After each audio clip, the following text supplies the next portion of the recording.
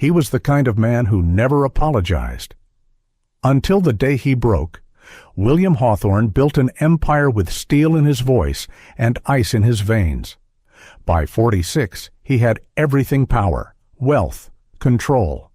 But none of it kept his wife from walking away. None of it stopped the silence from echoing through his penthouse at night. Then, one day, he publicly humiliated his new secretary. And instead of breaking down, she looked him in the eye and said something that shattered the armor he'd spent decades building. If you had everything, but still felt nothing. If you ruled the room, but were alone in everyone. If someone quietly reminded you that you still had a heart, what would you do? This is not just a story about success. It's about the courage to start again, the quiet power of kindness, and the love that finds us when we finally stop hiding. If this story touches something in you, let us know in the comments. And don't forget to like and subscribe. Your support helps us keep telling stories that matter. Now, let's go back to the 38th floor, where the coldest room in Boston was about to warm. There are offices where people feel inspired. And then, there's the 38th floor of Hawthorne Group, where people held their breath when William Hawthorne walked by. Each Monday morning, the hum of productivity was carefully orchestrated by fear. Desks were arranged just so. Coffee mugs sat on coasters, papers stacked with geometric precision. Conversations were muted, glances brief, and no one ever took the elevator to the 38th floor unless absolutely necessary. That floor belonged to him. William Hawthorne didn't walk. He strode, like someone who had inherited the world and decided it wasn't quite up to standard. At 46, he'd rebuilt his late father's real estate empire from the ashes of bankruptcy and scandal. He had done it with a single-mindedness that left no room for mistakes and even less for emotion. His suits were dark, tailored, always buttoned. His eyes were the kind of cold that made people rethink casual greetings. But no one could deny he was brilliant, ruthlessly efficient, exacting, and terrifying. This Monday was no exception. The elevator doors slid open at precisely 7:55 a.m., and William stepped into the hallway. His shoes clicked crisply on the marble floor. People straightened their backs. Monitors lit up as though summoned by fear. Even the janitor quietly wheeled his cart away without finishing the glass panels. The boardroom was already full when William entered at 8:00 sharp. 20 department heads sat stiffly in their chairs, hands folded, eyes forward. He placed his leather briefcase on the table, opened a folder, and glanced around with the calm of a surgeon about to make an incision. Let's begin. Reports were passed around. Budgets reviewed. Metrics dissected. No one spoke unless spoken to. Then came the inevitable moment. "Marketing," William said, barely glancing up.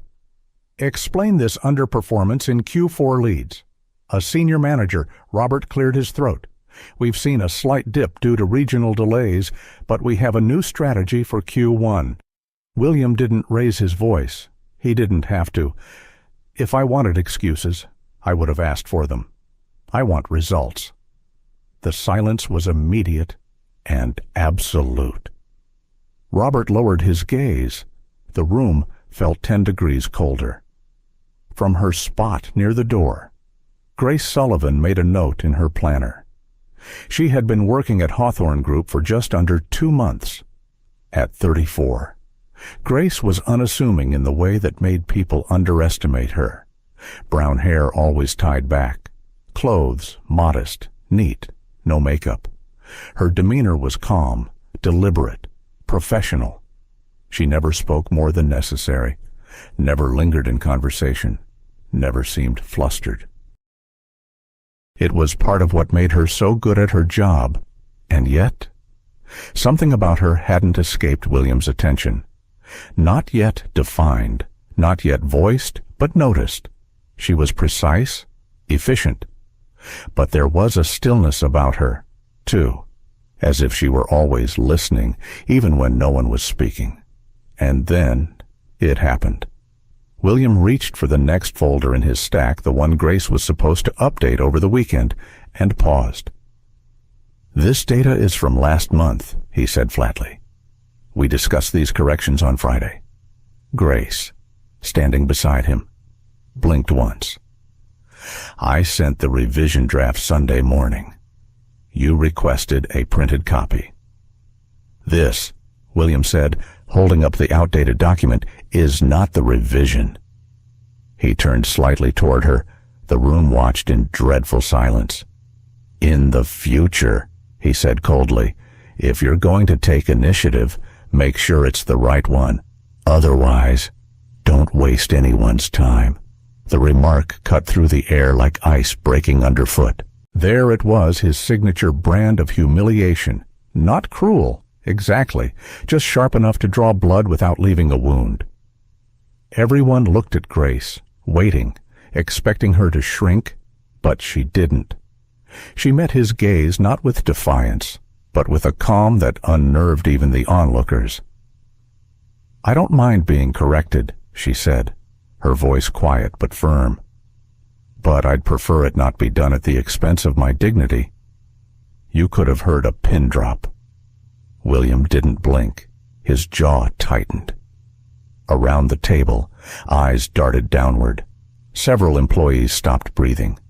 Grace didn't say more. She didn't need to. She simply placed the correct file on the table beside him and resumed her spot without drama or delay. William stared at the document. For the first time in years, he felt something unfamiliar tighten in his chest. Not anger. Something quieter. Discomfort. Disruption. A mirror, perhaps, held up without malice, but with startling accuracy. The meeting resumed, but the temperature in the room had shifted. William didn't speak to Grace again that morning. Not because he was angry, but because he wasn't quite sure what to say. And as he watched her quietly exit the room, leather folder in hand, one thought stayed with him. This one. She's different. Some people scream, others stay silent, and that silence can be louder than any voice. William Hawthorne had faced competitors in courtrooms, sharks in boardrooms, and storms in the press. But nothing unsettled him more than a single sentence spoken in a soft voice by a woman who refused to flinch. "I don't mind being corrected, but I'd prefer it not be done at the expense of my dignity." It wasn't just the words. It was the way she said them. Calm, measured, not accusing, not emotional, just true and unshakable. That sentence followed him out of the boardroom, into his office, through 3 phone calls and a lunch he didn't touch. By evening, when the sky outside had faded into a wash of steel gray and Boston's lights began to twinkle along the river, the sentence still echoed in his mind. Grace Sullivan hadn't stormed out, hadn't sulked. She had quietly returned to her desk and continued working as if nothing had happened. That unsettled him even more. He leaned back in his chair, eyes fixed on the faint reflection in his office window. Somewhere behind the glass and years of armor, there was still a boy, one who remembered what it felt like to be embarrassed in front of others. A boy who had once stood silently in a school hallway, his mother's voice echoing behind him as she walked away for the last time. "You'll understand someday," she had said. "I just can't stay." He had waited 3 hours before realizing she was never coming back. His father didn't comfort him, didn't explain, just tossed a jacket at him and said, "Don't cry. It makes you weak." That was the first lesson William ever learned about emotion. The second came years later, in a downtown apartment with white walls and the smell of bergamot. His ex-wife had packed her things in silence. No tears, no yelling. Just a note left on the kitchen counter I needed more than a partner in business. He had built walls since then, high ones, cold ones, walls that kept people out and pain in. Until yesterday, until Grace. There was something in the way she carried herself, not proud, not submissive, just still, like someone who had learned to weather storms by not resisting them. In the days that followed, he watched her more closely, not out of suspicion, but out of quiet curiosity. She arrived every morning 5 minutes early, never late, never rushed. She greeted the receptionist with a nod, never small talk. She never wore perfume, but there was always a faint scent of chamomile around her. Her desk was organized without being obsessive. Her emails were brief but polite. She labeled files with clarity, updated meeting notes promptly, and always seemed to know when he needed something before he asked. But it wasn't her efficiency that lingered with him. It was the details. A sticky note reminding him of his mother's birthday, though he hadn't spoken to her in years.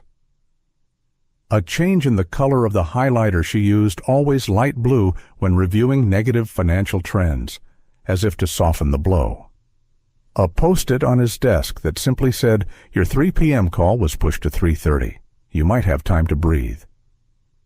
That one made him stop. Time to breathe. He hadn't thought about breathing in years, not consciously, anyway. The building moved around them each day in its usual rhythm, phones ringing, meetings, proposals. But every so often, Grace would leave behind some small human trace that reminded him he wasn't a machine. Then came Thursday evening.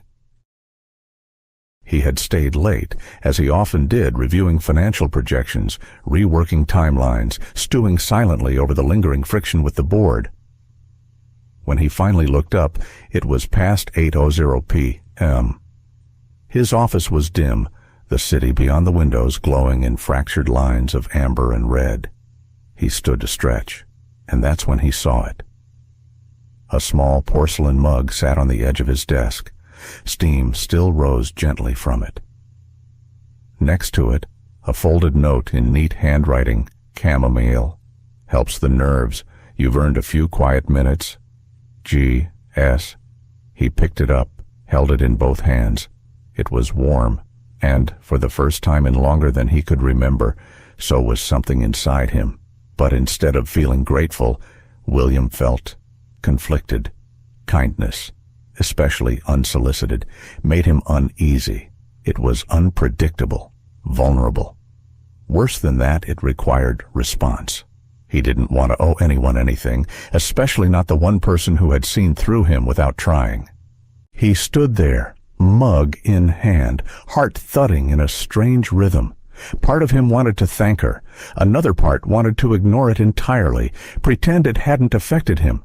But neither felt right. He didn't sleep much that night, and when he arrived the next morning, the mug was washed and back in the break room. Grace was already at her desk, typing quietly, her face calm as always. She never mentioned the tea, and neither did he. But from that day forward, he began watching her a little more closely, not out of curiosity anymore, out of recognition. Because while her eyes were steady and her posture confident, there was something in the way she sometimes looked out the window. That told him she, too, was hiding a sadness no one ever asked about. Even the hardest armor has seams. You just need to know where to look. The boardroom was unusually tense that Thursday morning, not in the typical corporate polite way. There was a different energy in the air, one that came from unspoken doubts and carefully measured glances. The quarterly review meeting had just begun, and all 10 members of the Hawthorne Group's executive board were seated, including William's sister, Lydia, whose presence always added a hint of winter, even in spring. William stood at the head of the table, hands clasped loosely behind his back, voice steady as he presented projections, investment risks, and expansion strategies for the coming fiscal year. No one interrupted. No one ever did until Peter Lang cleared his throat. "I'd like to raise a concern," he said, pushing his glasses up the bridge of his nose. William tilted his head slightly, giving him permission to continue. Peter's tone was neutral, but the message wasn't. "I've noticed that your new assistant has been attending high-level internal briefings and accessing sensitive documents. Ms. Sullivan's background, while professional, doesn't necessarily align with the strategic roles she's been edging into. Perhaps we need to revisit protocol about who has access to what." There it was, delivered with a smile and wrapped in bureaucracy. But it was a jab, a quiet attack aimed not at Grace's competence, but her right to exist in spaces men like Peter considered sacred. William felt a flicker of something deep and sharp. "She's my executive assistant," he replied evenly. "I trust her judgment, and I asked her to be present." That last part wasn't entirely true, not in words, anyway, but she had shown up on time, prepared, always attentive. He had never needed to invite her twice. Peter leaned back, a tight smile on his face. "Of course, just wanted to ensure we're all aligned." Across the table, Lydia raised an eyebrow and looked at William with that older sister expression that said more than words ever could. Ever. After the meeting, she approached him in the hallway, arms crossed, eyes narrowed. "You trust her," she said flatly. "That's new." William didn't look at her. "She's efficient," Lydia smirked. "And you're not letting anything cloud your judgment, I assume." He paused, hand on the conference room door. "I never do." Lydia's voice was cool. "Just don't forget who you are, William, or what this company needs you to be." He didn't answer, but as he returned to his office, something in him stirred. He had always known Lydia meant well in her own hard-edged way. She had carried part of the company's burden since their father passed, but she had never believed in softness, and he had adopted that same creed long ago. Until Grace.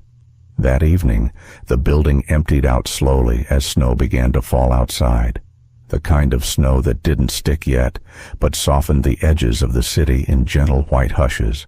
William remained in his office, going over merger documents for the Chicago project, his eyes strained from the backlight. The silence had settled in, but not uncomfortably. A soft knock at the door broke his focus. Grace stood there, a file in her hand. "You asked for the updated proposal on the zoning approvals." He nodded, waving her in. She placed the folder on his desk and hesitated. "You've been here all day," she said. He glanced at the clock. "So have you." She smiled slightly. "Difference is, I had chamomile." William chuckled, just under his breath. "I thought we weren't speaking about tea." Grace shrugged. "It speaks for itself." He sat back, watching her. "Have a seat." She blinked, a little surprised, then pulled the chair across from his desk. Neither of them spoke right away. The room was dim, lit only by the city lights through the floor-to-ceiling windows. Boston looked quiet from above snowflakes dancing in the glow of traffic. William cleared his throat. Peter was out of line today. "I'm used to men like him," Grace said simply. "They don't bother me as much as they used to." "Still," he said, "you didn't deserve that." She looked at him, then down at her hands. "I used to believe if you worked hard enough, stayed quiet enough, you'd be left alone. But the world doesn't reward silence. Not really." William tilted his head. "You don't strike me as someone who stays silent." "Not anymore," she said. There was a pause. Then, with a calmness that felt earned, she added, "I was a therapist. Before this." He blinked. That explained a lot. "Why'd you leave?" Grace looked out the window for a moment, then back at him. I stopped believing I was helping. People would come, spill their pain, and I'd offer techniques, strategies, soft encouragement, but nothing changed. At least, not enough. One day I realized I was carrying too many stories I couldn't fix. He was quiet, she went on. So I took a job where I didn't have to listen, where no one expected me to carry their weight. And yet, William said softly, "You still do." Grace smiled sadly. "It's hard to unlearn who you are." William understood that more than she knew. He leaned back in his chair, eyes meeting hers not as a CEO and assistant, but as two people who had both tried to escape something inside themselves. "I think," he said after a long pause, "we have more in common than I thought." Grace didn't respond. She didn't need to. The silence between them was no longer cold. It was familiar, and it felt almost safe. Disaster never knocks. It just walks in and flips everything upside down. It began with a phone call at 6:17 a.m. William was already awake, as usual, sitting in his kitchen with a black coffee gone cold beside him. Snow dusted the windows, and the city outside was just beginning to stir. The voice on the other end of the line was tight, breathless legal counsel from Houston. "There's a problem with the Crestfield deal," the man said. "The zoning clearance was approved under the wrong ordinance. It's technically invalid." William didn't speak. He simply stood up and walked to the window. The phone pressed to his ear. "How big?" he asked. "A few million in permitting and land costs? Could go higher if litigation starts. How did this happen? Someone in compliance flagged it too late. We were moving fast." Of course they were. Everyone wanted to impress him. Everyone wanted to deliver ahead of schedule. And now, this. By 8:30 a.m., the 38th floor was in full damage control mode. Emails flew, phones rang, binders slammed. The boardroom filled with senior staff tight faces, nervous glances, shifting feet.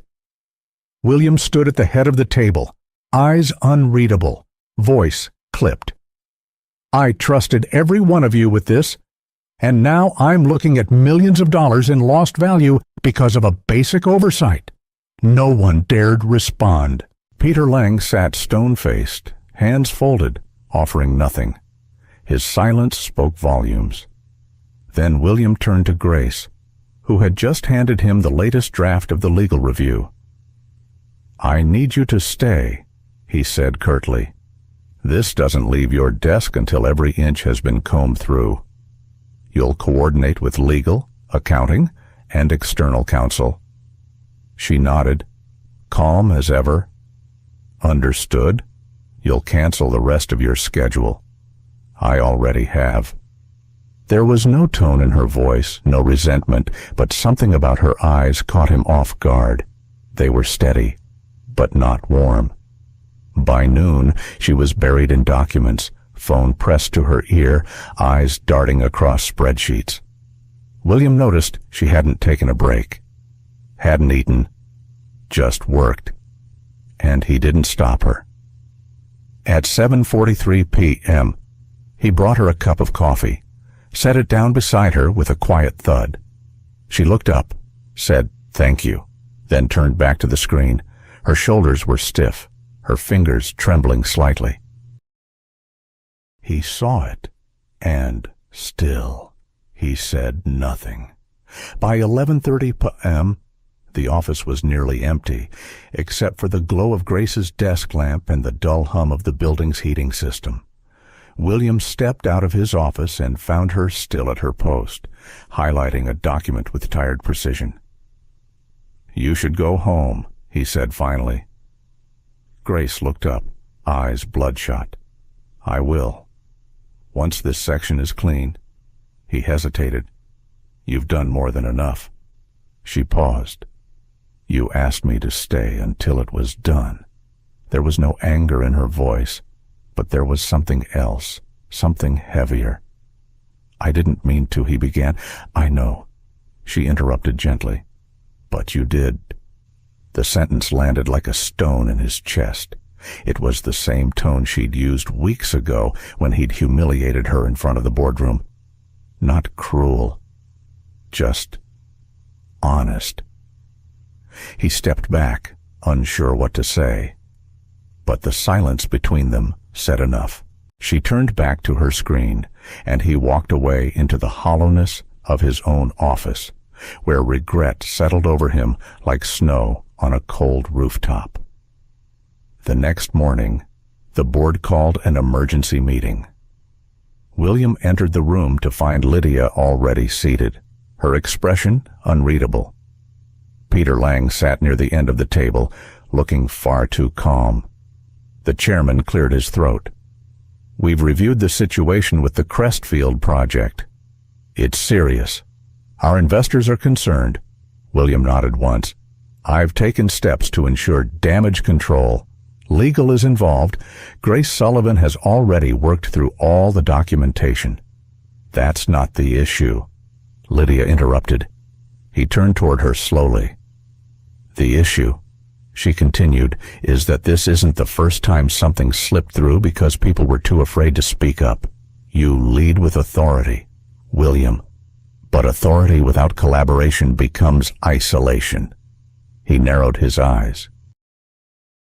"You're suggesting this happened because of my leadership style, I'm saying," she replied evenly, "that perhaps it's time to reassess how you lead." Peter leaned forward slightly. "We're not asking for your resignation, just a temporary restructuring. Shared leadership for a quarter. Evaluate how decisions are made." The room fell silent. To William, it wasn't just a proposal, it was a verdict. A slow erosion of the empire he had built with nothing but grit and sleepless nights. He clenched his jaw, and for a moment, all he could hear was a memory. The sound of a suitcase being zipped, a door closing, a quiet kitchen where his ex-wife had once stood. "I needed more than a partner in business." Now his company was saying the same thing.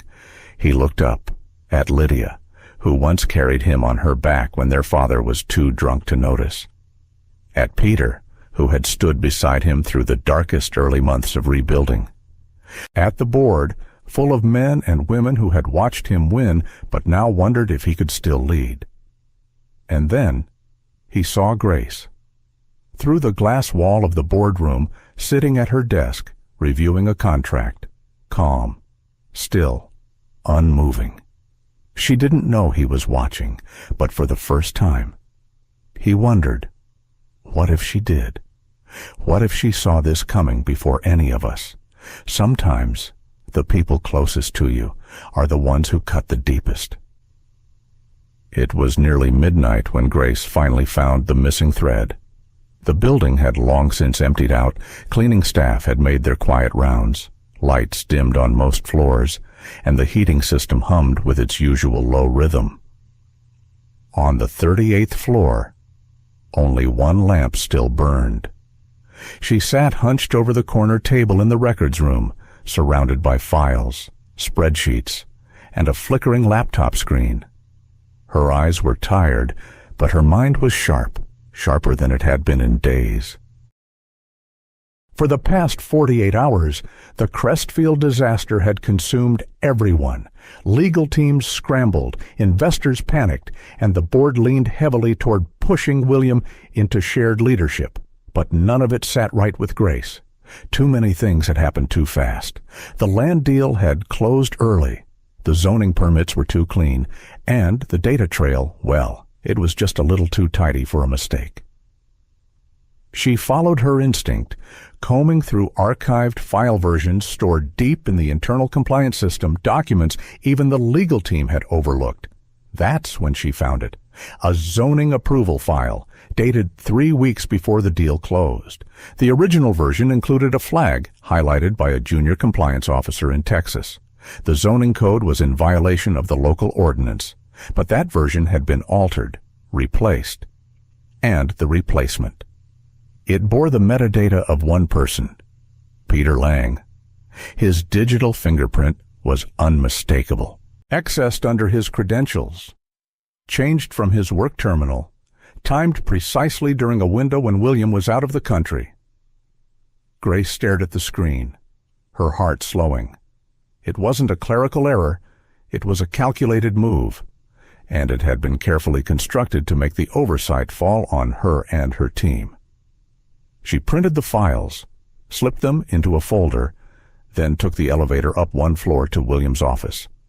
He was still there alone, standing in front of the massive window, arms crossed, staring out at the darkened skyline of Boston. The lights of the city blinked in quiet rhythm, reflecting off the thin frost forming along the glass. He didn't turn when she walked in, didn't speak. He must have heard the door open, but his silence was heavy, worn.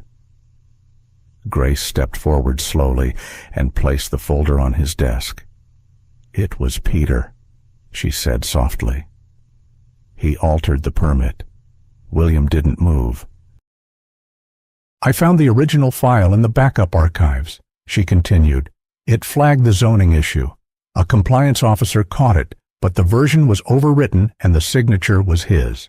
Still, he didn't say anything, so she stepped beside him, speaking gently. He left a trail. I don't think he expected anyone to look this deep." William closed his eyes, just for a moment, then finally asked, "Why?" She hesitated. To protect the deal, to rush it through, and maybe to set someone else up when it all came crashing down. "Me?" he asked. Grace shook her head. "Me. My team. It would have made sense to blame us. We were closest to the paperwork, quiet, disposable." He opened his eyes and turned toward her slowly, like someone waking from a long, painful sleep. "I brought him in," he said, 12 years ago. "I promoted him when everyone told me not to. He helped me rebuild after the market collapse. I trusted him with things I've never even told my family." Grace didn't speak. I would have bet everything I had that he was loyal. Her voice was soft. "You did." That silence returned the one that wrapped around them like winter fog. It wasn't cold, not anymore. It was the silence of something being lost, something that had taken years to build, undone by one act of quiet betrayal. William walked to his desk, flipped open the folder, and scanned the documents. Every line confirmed what she said, every timestamp, every detail. Undeniable. But he didn't get angry. Not this time. "I'm not even surprised," he murmured. "Is that the worst part? That a piece of me expected this?" He sat down heavily, as if the weight of it had finally settled on his shoulders. Then he looked up at her, not as his assistant, but as the only person in the room who hadn't let him down. Grace met his eyes, calm, steady. "This isn't just about control anymore, William," she said. "It's about who you choose to be when everything falls apart." He blinked. The words hit deeper than any accusation ever could. They weren't meant to hurt. They were meant to wake something up, something he wasn't sure he still had. William stood up abruptly, reached for his coat, then stopped. His hands hung by his sides. Then, with a voice quieter than he intended, he asked, "Why are you still here?" Grace looked at him. "Because people who care don't leave just because it's hard." He didn't answer. Couldn't. Instead, he walked past her through the door, into the hallway. No one knew where he was going, and for once, neither did he. But something in him whispered, "It's time to find out." Some healing doesn't happen in hospitals. It happens in silence, on cold sidewalks, under falling snow. The streets of Boston shimmered beneath a veil of freshly fallen snow, quiet and hushed, like a cathedral at midnight. The city, usually pulsing with noise and movement, had slowed to a stillness that felt almost sacred. William Hawthorne walked without direction, without purpose, really. He had left the office the night before with nothing but the cold in his chest and the silence in his ears. No phone, no coat warm enough for the weather. Just his thoughts, sharp, unforgiving, relentless. His polished shoes were soaked through within the hour. The leather had long lost its shine. Slush clung to the hem of his trousers. His hands, gloveless, had gone numb. Yet he kept walking. Past the closed cafes of Beacon Hill, past lampposts casting golden halos over the snow, past places he used to frequent before power became his only companion. His mind drifted uninvited to his mother. He hadn't thought about her in years, not since the last conversation they ever had. He had been just 15 when she left. One afternoon, she was home, folding laundry. The next morning, she was gone. No suitcase, no note, just absence. And then, weeks later, a phone call. He had dialed the number scrawled on the back of an old envelope, his fingers shaking, heart pounding. When she picked up, her voice had cracked. William. He had asked the question he never dared speak aloud before. Why did you leave? Her answer wasn't cruel. It wasn't bitter. It was quiet, almost ashamed. Because I thought you'd be better off learning to survive without me. He never called again. His father, a rigid and unyielding man, never spoke of her. He only told William the day he turned 16, people will always leave. You build walls, not doors. Remember that. So he did. He built walls out of money, power, control. He didn't let anyone in, not really. Even his marriage had felt like a business contract. Until she, too, walked out. And now, Peter, who had stood beside him for 12 years, who had toasted his wins, traveled across states with him, defended him at shareholder meetings. Peter, who had stabbed him in the back with a pen stroke. The betrayal didn't enrage him, not in the way it once might have. No, this time, it emptied him. William sank onto a bench near the Charles River. Snow coated its wooden slats. He didn't care. His coat was soaked anyway. Above him, the sky lightened into soft gray, the kind of dawn only winter knows, cold, slow, and quiet as breath. He closed his eyes and listened to the river, let the wind sting his skin, let the numbness melt into something else, something close to feeling. It was the first time in years he had been still without performing stillness. And then, as the sky blushed with light, he stood up, his legs aching, and began the long walk back. The office was nearly empty when he arrived. Only the cleaning crew lingered on the lower floors. A few early risers, coffee in hand, blinked in surprise as he passed by without his usual brisk nod or cold stare. But on the 38th floor, one light was on. Her light. Grace sat at her desk, a fresh mug of tea steaming beside her, flipping through a set of printed documents. Her coat still hung neatly on the back of her chair. She had clearly been there all night. She looked up as he stepped into view. No surprise in her expression, only quiet recognition. He stopped a few feet away, snow melting into the carpet beneath his shoes. I walked, he said simply. She nodded, not asking where. All night, he added. Grace tilted her head slightly. Did it help? He let out a slow breath. Yes and no. She didn't press. I thought about a lot of things, he said. About Peter, about trust, about who I've become. Still, she said nothing. I owe you an apology. Her brow lifted. Just a little. For what? For letting you get caught in this storm. For not seeing clearly. For he hesitated, using silence the way others use anger. He looked at her. Really looked.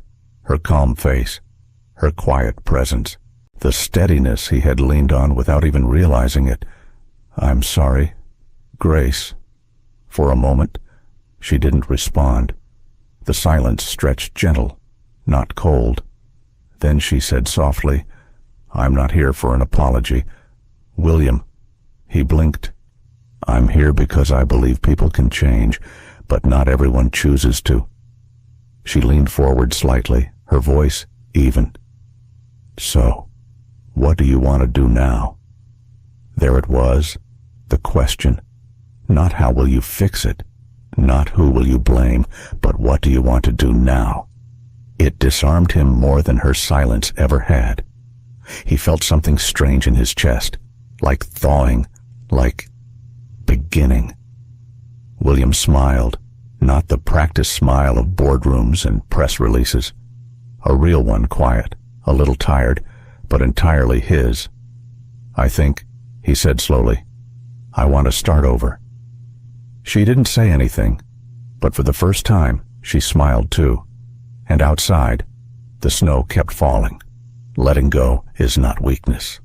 Sometimes, it's the strongest thing you can do. By mid-morning, the snow had slowed to a gentle dusting, and the city stirred back to life beneath a blanket of white. But up on the 38th floor of the Hawthorne Group, something else was shifting quietly, but profoundly. William had changed into a dry suit. His expression was calm but focused. There was no trace of the storm from the night before, only the quiet clarity that often followed a breaking point. Lydia stood across from him in his office, arms crossed, brow furrowed. "You're serious about this?" she asked. He nodded. "Yes. You're stepping down, voluntarily, temporarily," he clarified. "I need space to rebuild, not the company myself." Lydia studied him with the shrewdness of an older sister who'd known him through every stage of his life, from scraped knees to boardroom wars. She didn't look convinced, but something in his eyes made her pause. "I've never seen you like this," she said finally. William managed a small smile. "That's because I've never been like this." She glanced toward the hallway where Grace's desk sat just outside. Her lips curved slightly, knowingly. This wouldn't have anything to do with a certain secretary, would it? William didn't answer, but the silence spoke enough. With a sigh, Lydia turned back toward him and held out her hand. "All right, I'll take the reins while you step back. But if I find one skeleton in one closet, I'm cleaning house with a flamethrower." He chuckled. "Deal." That afternoon, Peter Lang was called into the boardroom.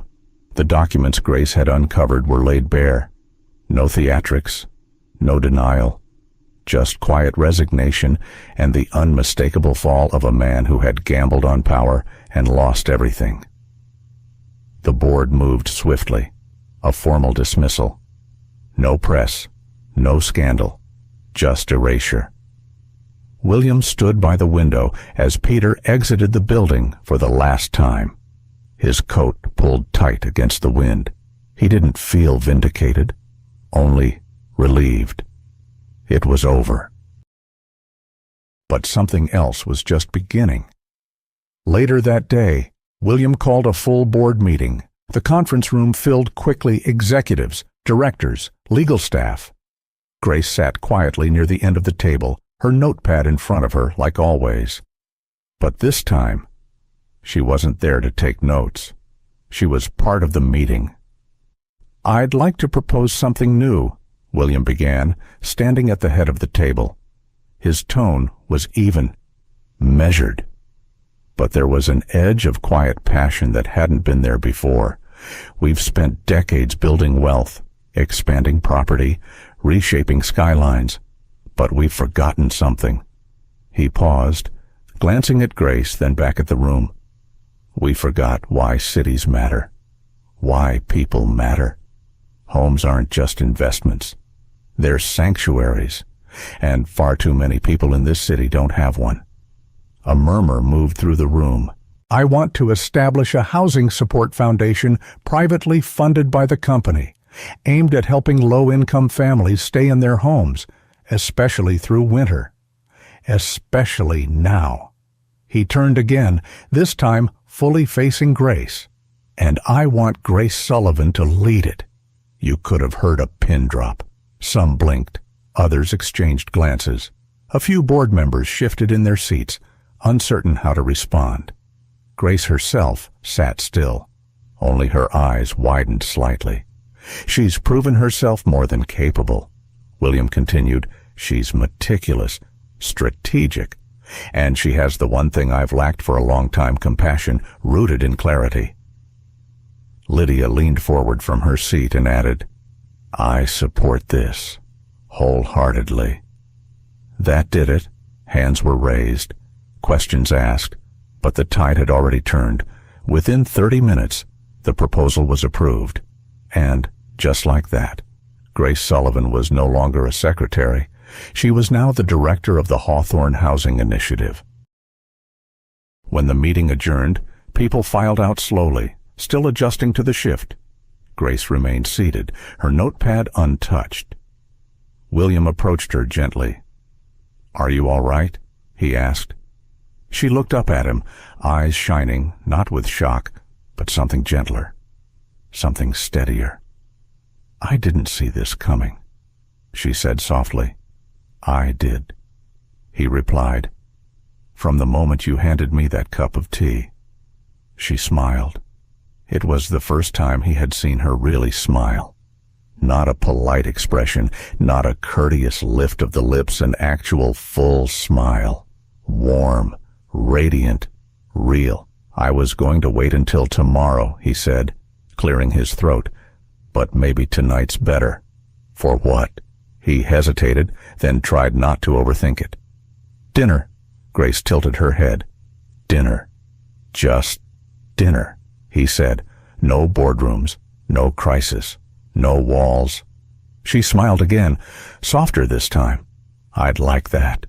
They stood for a moment, neither rushing to fill the silence. Outside, the snow had picked up again, brushing against the windows like tiny hands tapping for attention. In the stillness, two people, one just learning how to feel, the other learning how to trust again, shared something that didn't need words. The first crack of something real. Real power is not about raising your voice. It's about being heard without shouting. The transformation didn't happen overnight.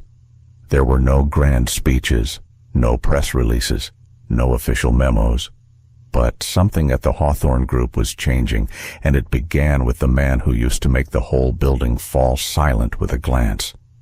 William started showing up to meetings, not just to talk, but to listen. He didn't interrupt anymore. He asked questions, real questions, not ones designed to catch people off guard, but ones that invited answers. That built trust. When someone spoke, he made eye contact. When someone struggled, he asked how he could help. It wasn't flashy. It wasn't loud. But it was felt in every corner of the company. Meanwhile, on the newly dedicated 20th floor, Grace was building something of her own. The Hawthorne Housing Initiative had started as a passion project, but it was quickly becoming something much larger. Grace assembled a small team, a former social worker named Laura, an urban planner named Dean, and a tech specialist named Erin, who'd once been unhoused herself. Their mission was clear: provide emergency housing assistance for struggling families across Boston. Fast, direct, no red tape. Grace led the team with quiet confidence. She wasn't the type to bark orders or draw attention, but her clarity, empathy, and steady expectations created a space where people wanted to do their best. She had a gift for seeing people, not just their resumes or roles, but their worries, their potential, their hearts. And William noticed. He found reasons to stop by the initiative's floor, always under the guise of checking in, offering support, reviewing budgets. But sometimes he just sat in the back of the room during planning sessions, watching how Grace navigated conflict without blame. how she asked for input, then made firm, thoughtful decisions. It fascinated him, inspired him, made him wonder what other parts of life he'd missed by chasing control. One Friday afternoon, as a soft drizzle tapped against the windows, the two departments gathered for a cross-functional briefing. William stood at the front of the room, presenting the company's new winter relief strategy, a collaborative plan involving both corporate resources and the housing initiative's reach. The room was full, warm with energy. Grace sat near the front, taking notes, occasionally chiming in with thoughtful suggestions. Halfway through the presentation, William paused beside her chair to make a point. Without thinking, without planning, he placed his hand gently on her shoulder. It was brief, light, natural, but it lingered just a moment longer than necessary. Their eyes met. He didn't say a word, neither did she, but something passed between them, something quiet and unmistakably real. The room stayed focused, but a few sets of eyes caught the gesture. Laura noticed. Lydia, standing near the back, arched an eyebrow. A young associate nudged her colleague with a barely hidden grin. By Monday morning, the whispers had begun. They weren't cruel, just curious. Have you noticed how often Hawthorne stops by the housing office? Did he just smile at the staff meeting? Grace was at his table during the quarterly lunch, but neither William nor Grace addressed it. They didn't deny it. They didn't explain it. They just kept working. The change was evident, though everywhere. William's once tightly sealed door was now often ajar. People laughed in meetings again. Initiatives got green-lit not because they guaranteed profit, but because they held promise. And the board, once skeptical, began to see the impact in real time. Employee retention improved, public perception warmed, and, for the first time in years, the Hawthorne Group felt human. One evening, as the office emptied out and the elevators chimed their soft lullaby, Grace remained at her desk, sorting through applications from a single mother facing eviction and a veteran with PTSD looking for transitional housing. William appeared beside her with 2 cups of coffee. "You've created something incredible here," he said quietly. Grace looked up, her expression soft. "I didn't do it alone." He nodded, handing her a cup. They stood there in companionable silence, the kind that didn't demand to be filled, the kind that only existed between 2 people who had earned each other's trust the hard way. There was still work ahead, still healing to be done. Still unspoken things between them, but for now, this was enough. Every empire needs a foundation, and sometimes love is the only one strong enough. It began with a single family, a mother of 2, eviction notice pinned to the peeling paint of their apartment door. 2 weeks away from homelessness, no place to go, no one left to call. But then the initiative stepped in. Within 48 hours, the family had a warm apartment, stocked kitchen, and a caseworker walking beside them every step of the way. It wasn't just housing, it was hope. The story caught fire. Local news picked it up first, then national outlets. Corporate giant launches, quiet revolution in affordable housing. One headline read, photos of families smiling in their new homes began circulating online, followed by interviews with caseworkers, grateful parents, and volunteers. And somewhere in the center of it all, Grace Sullivan. People wanted to know more about the woman behind the mission. Interview requests flooded in. Morning shows, magazines, even a feature for Forbes women to watch. But she turned every one of them down. "I'm not the story," she said to Lydia one afternoon, folding yet another letter from a grateful tenant. "I'm just someone walking beside the people who are—" Lydia had smiled quietly. That's exactly why people want to hear from you. Still. Grace remained in the background, her place of comfort, letting the work speak for itself. But not everyone was comfortable letting things go unsaid. It came in a plain envelope. No return address. Just her name in familiar handwriting. Grace found it on her desk late one evening after the others had gone home. The city outside her window was wrapped in early winter silence, lights blurred behind streaks of snow. She turned the envelope over in her hands for a moment, hesitant, curious. Then she opened it. It wasn't long, just a page and a half, ink on textured paper. But it stopped her world. Grace, there are things I should have said out loud. Maybe I wasn't ready then, or maybe I was afraid that once I did, something in me would shift forever.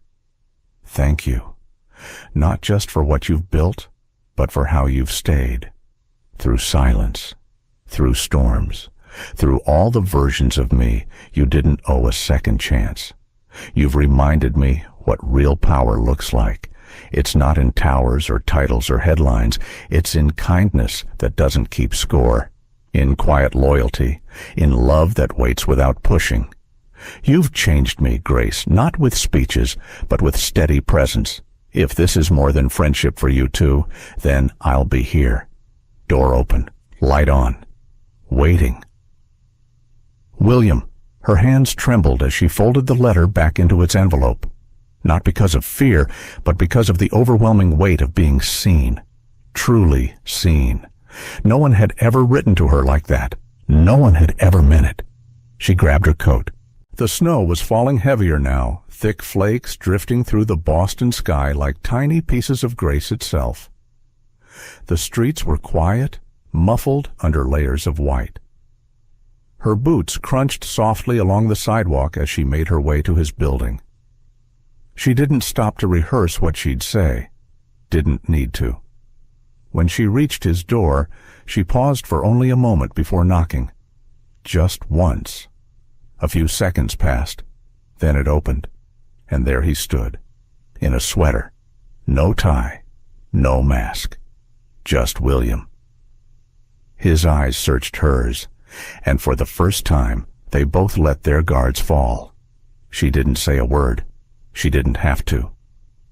He stepped aside, and she walked in. Some people build empires of steel and glass. Others build empires of kindness. It had been exactly 1 year. 1 year since the cold night when Grace had knocked on William's door with snow in her hair and tears in her eyes. 1 year since he let her in, not just into his apartment, but into the quietest, most guarded corners of his life. In that year, everything had changed, and nothing important had been lost. The Hawthorne Housing Initiative had grown from a floor in Boston to a national movement. 6 major cities had launched partnership programs. Nearly 5,000 families had found housing, job assistance, or access to mental health services. Volunteers poured in from across the country. Donations followed, not because of marketing, but because people believed. They believed in something rare, in a company that led with compassion, in a CEO who had chosen transformation over tradition, in a woman who never asked for credit, but quietly changed everything. Grace never liked the spotlight. Even now, with her title upgraded to Director of Strategic Impact, she still arrived early, stayed late, and kept her phone set to silent. The press wanted her story, but she told them, gently, it's not about me. It never was. She turned down features, declined awards.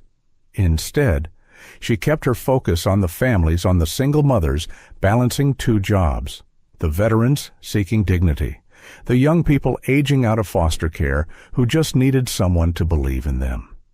She saw herself in all of them, and she knew what it meant to survive in silence. William had changed too. His sharp edges remained but softened with purpose. He still made difficult decisions, still signed off on million-dollar strategies, But he also sat in roundtable meetings with tenants, attended community dinners, learned the names of every person working at the initiative, even the janitorial staff. The man who once ruled from the top floor now walked the halls like he belonged among them. People noticed, they stopped fearing him, started trusting him, and for William, that shift, being trusted instead of obeyed, felt like the real legacy. Peter Lang had been dismissed quietly 6 months ago. No press, no scandal. Just a firm internal statement about integrity, followed by restructuring. Lydia had stepped into a broader leadership role, working closely with Grace, forming a bond neither of them had expected. "She's changed you," Lydia said to William one day after a board meeting, "and I don't just mean your calendar habits." He smiled.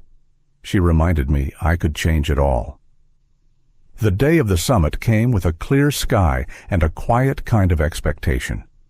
The ballroom at the Hyatt was filled with over 300 guests, nonprofit leaders, city officials, CEOs, and curious citizens from all over the country. They had come not just to hear about the Hawthorne Group's success, but to understand the how a company known for ruthless efficiency had become a symbol of corporate compassion. William stood at the podium, dressed simply. No tie, no script. Grace stood to the side, clipboard in hand, eyes steady. For 40 minutes, William spoke with calm clarity about systems, partnerships, and outcomes, but as the session opened for questions, a hand rose from the back. It belonged to a woman middle-aged, perhaps mid-50s. She held no badge, wore no suit, just a soft scarf and eyes that seemed to hold her own collection of scars. "Mr. Hawthorne," she asked, "if you don't mind me asking, what changed you?" The room quieted. William looked down for a moment. Then he looked at Grace. She didn't speak. She didn't nod, but her presence was an answer all its own. He turned back to the crowd and said softly, "Someone once told me that no one is too far gone to begin again." He let the words settle. "She reminded me that power doesn't mean fear, it means service. She reminded me that silence can heal, that kindness isn't weakness, and that sometimes the strongest thing a person can do is choose to stay when they could walk away." A hush swept the room. Then applause. Not thunderous, but full, real. The kind of applause that speaks not of admiration, but of understanding. After the summit, people lingered in clusters. Some took photos, others wiped their eyes. A few even asked Grace for her autograph, not because she was famous, but because they felt seen by her story.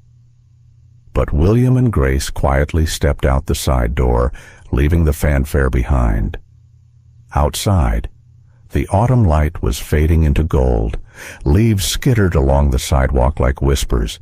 They walked side by side, saying nothing, until William reached for her hand. Grace paused, then intertwined her fingers with his. And there, in full view of the world, not hidden, not rushed, they walked forward, together, not as boss and assistant, not as savior and survivor, but as two people who had chosen daily, quietly, to rebuild their lives from the inside out. People talk about empires, of glass and steel, of numbers and names, of fear and control. But the greatest empire William Hawthorne ever built was made of kindness, and Grace Sullivan, his compass, his quiet storm, his beginning again, had been its foundation all along. There comes a time in life when success stops being about what we've built and starts being about who we've become. William Hawthorne had power, prestige, and a towering empire, but none of it could heal the quiet ache of loneliness or the walls he'd built to protect himself from feeling. It wasn't until he met someone who saw past his titles and into his soul that he began to rediscover something he thought he had lost forever: his humanity. This story reminds us that kindness is never wasted, that even the coldest hearts can learn to soften, and that change is always possible. No matter how late it seems, we all carry wounds the world cannot see. Sometimes it takes just one gentle voice, one act of grace, to remind us of who we truly are. You're never too old to begin again. And you're never too far gone to choose love over fear. So perhaps the real success in life isn't measured by what we conquer, but by what we're willing to open our hearts to. Thank you for spending your time with this story. If it touched your heart, even in a small way, we're deeply grateful. Stories like this are meant to be shared. So if you believe in the power of compassion, healing, and second chances, please consider giving this video a like, sharing it with someone you care about, and subscribing to our channel. Your support helps us continue creating stories that matter. Until next time, take gentle care of yourself, and never stop believing in the beauty of new beginnings.